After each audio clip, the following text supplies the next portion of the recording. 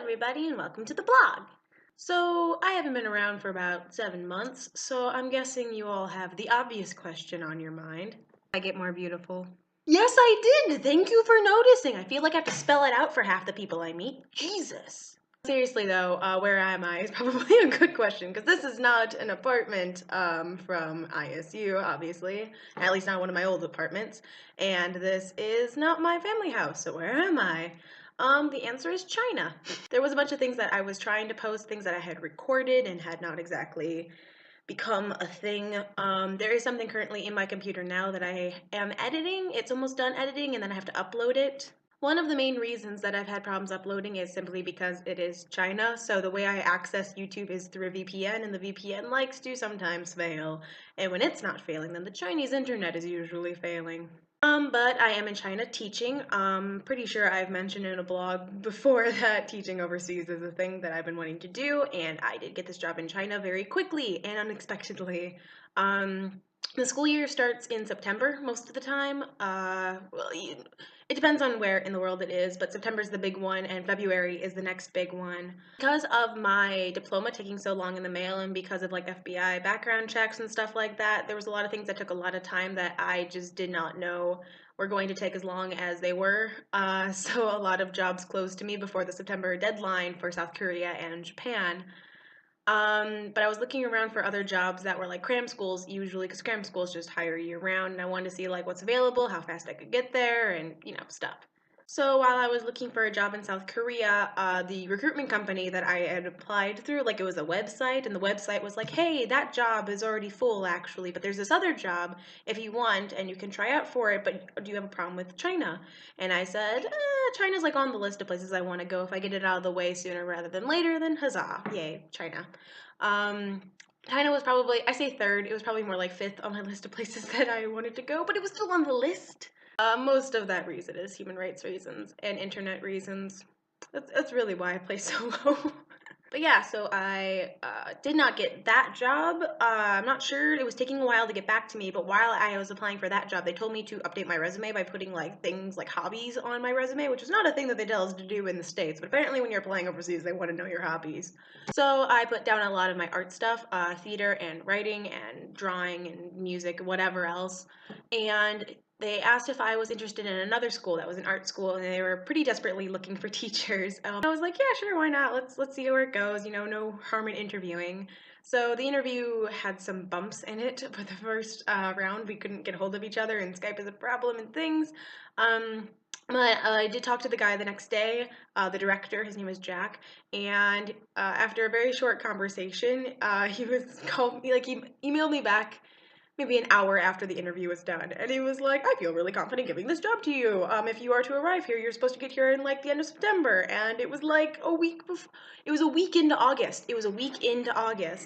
But yeah, I've been teaching here since September, though. It is the beginning of February now. Oh, February 1st. Lots of things have happened.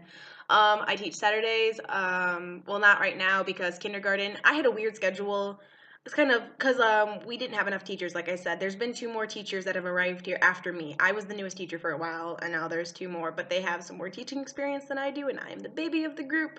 I think I'm the youngest by 2 years.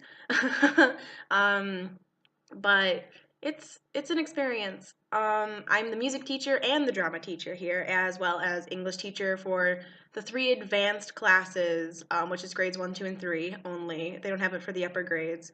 And then I also teach all of the first graders and 2 second grade classes. And while I see less classes, there's only 1 other teacher at the primary school, and he does the rest of second grade, all of third grade minus the advanced class, and then all of fourth, all of fifth, all of sixth. So he sees more classes, but the LS classes, the 3 advanced classes, I see 3 to 4 times a week. So because they are the advanced classes, we have a lot more of a focus on teaching them English, and they have like a textbook that we have to get through. But yeah, there's a lot of things I could rant about with that Ellis book. I don't like Ellis. I have a lot of stories I could tell about the school. I might get to them eventually, but I've missed a lot of time, and so I have a lot of catching up to do for this blog. But so far, China's a lot better than I thought it would be. Definitely has downsides, such as the internet. There's a lot of social differences between here in America, not as many as you might think, but the ones that are different are very different. For example, in America, like if I hire a plumber to fix a problem, which is something that the director told me. This is literally a thing the director told me, and I did not believe him until I was in China for a little while. But let's say that something goes wrong with my plumbing and I need to call a plumber. I call the plumber, he maybe says tomorrow I'll come over, maybe a day if it's like really busy for some reason, but generally the next day he'll be over and check out what's wrong, right? So he comes, he looks at the shit, and he like tells you what the problem is, tell you how much it's gonna be. You pay him, he does his thing. Maybe the next day he does his thing, whatever. But it gets done. And then after it gets done, it's good for a while. And don't screw up your plumbing, and you'll be good for a very long time. Very in and out. I pay you, you do your job, goodbye situation. China is not the same way. So let's say there's something wrong with my plumbing, and there's things that go wrong with my plumbing all the time, believe me. So we have a maintenance guy that's here on staff. So if I have a problem, I can't tell him, I have to tell a teacher to tell him because he doesn't speak English, but he gets informed like that day that something is wrong. So he'll say that he'll get to it the next day. Now, the next day does not mean the next day. The next day means the next day he's not going to care. He's not coming. He's not coming. So day 2 will happen. He won't come. Day 3 will happen. He won't come. Day 4 will happen. He still won't come, but on day 4, you remind him that there's something wrong with your plumbing, and then he makes a bunch of excuses as to why it hasn't happened. And then day 5 will happen, and he won't come. And then day 6 will happen, and you will remind him that you need him, and he'll be like, okay, I'll be up in a second. Then the next day, he will arrive and kind of fix the problem. He will fix most of the problem. He will fix the immediate problem that is wrong. But your plumbing is going to break again. You're going to have to do this whole song and dance again. Probably in the next month or 2. But here is the difference. The plumbers here in China, most workers here in China, things are cheap here. There's a reason things are cheap here. There's a system. Because that plumber that I paid back in America, I might have paid him more, but I'm expected to see him a lot less. So he gets paid for the time that basically he doesn't have to come back and do it all over again. So maybe I pay him twice as much, but I see him maybe a fifth as much as I would a Chinese plumber. But the Chinese plumber, that's his income. That's his regular income. He kind of sort of fixes it for very cheap, so that way you can afford him when you need him again in the near future. It's a little backwards, and I mean, I get why it happens. I get the system of it happening, and I get that nobody seems to complain because it's just the money goes around. It keeps the economy going, and I get that. But it's really frustrating to me as a person that just wants things to be fixed. I just want things to work. I just want things to work. Is it really so much to ask for, China? Is it? There's also a lot of under the table things going on in China, which again is kind of why I brought up that everything that happens in China is illegal. Like, for as much as it is a country that's just constantly under the watch of its government, the people just don't care. They know how to not look conspicuous. They know when the cops will be around. They know what the cops will care about. I remember, okay, quick story, won't get into the whole thing. I went to a K-pop concert in Shenzhen, and there was a problem when I needed my passport. Now, see, in America, if I need a hotel room, as long as I have money, I can walk in, I can pay, I get my room, cool beans, bye. Like, I don't need anything intricate. But in China, you need your passport. Your passport! Because when you get a room, they have to scan this stamp on the passport to make sure that you're allowed to be in China. And then so they also know where you are exactly in China. Basically so the government can keep an eye on you as a person that is not Chinese. But I think the Chinese have to do it too. Because I've seen the Chinese handing over their passports to the hotel people to get rooms and stuff. But I'm not sure if they were Chinese or from Hong Kong or something. So I don't know exactly the system here.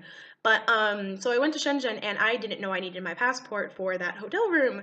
So I didn't have my passport and I was the one that booked the hotel rooms. And even though I had paid online already, I was not allowed to get into the hotel room because I did not have my passport. And the girl that was with me had a scan of her passport, but they need that stamp to scan. So she wasn't allowed to either.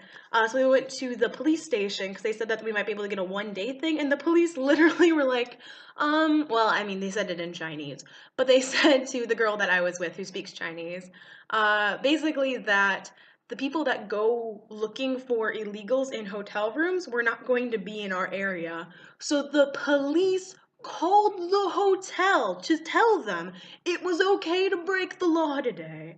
So then we ended up going back to the hotel, and then the police called the hotel back and said, actually, we were wrong. They're going to be in your area. It's not okay.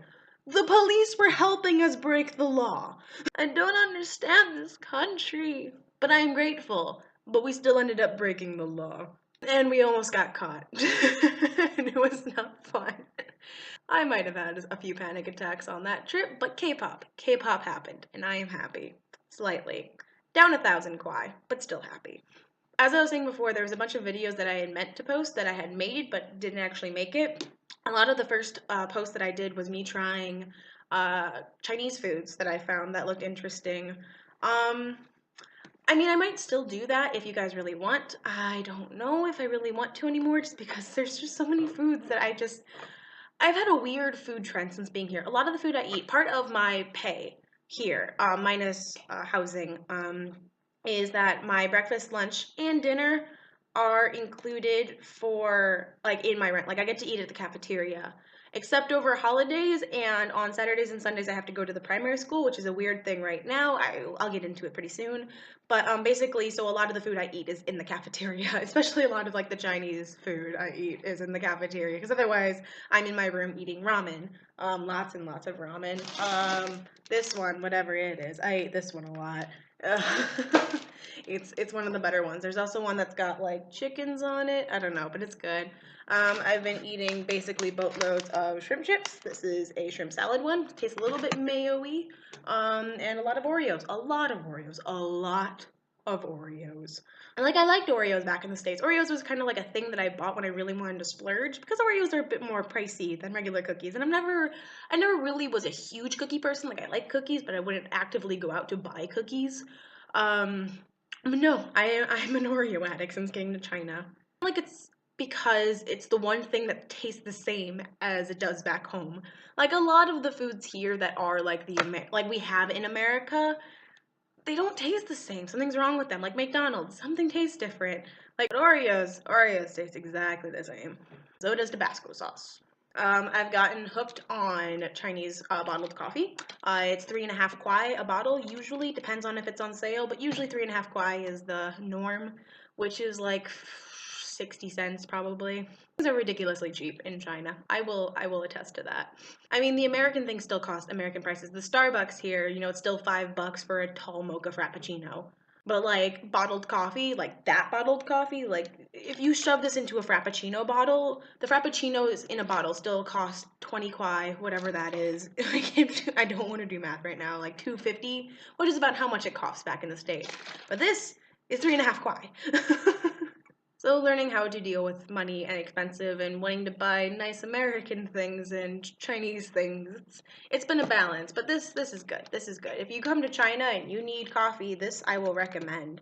Make sure it's got the coffee beans on it though. It will say coffee on it. There's also ones that like have like tea on the bottom. It'll be like milk tea. I don't know what all the different ones are. There's a white one, a blue one, and a red one. All I can actually read on it is tea, so I don't know. I will leave this here though. If I have anything else to say, I'll say it in another blog. Yay! I'll probably tell stories from China in the other blog too. So, yeah, it's been great seeing you all, and hopefully you see me again very soon, unless I procrastinate, which is very possible. But yeah, have a great day, and I'll see you all later. Bye-bye!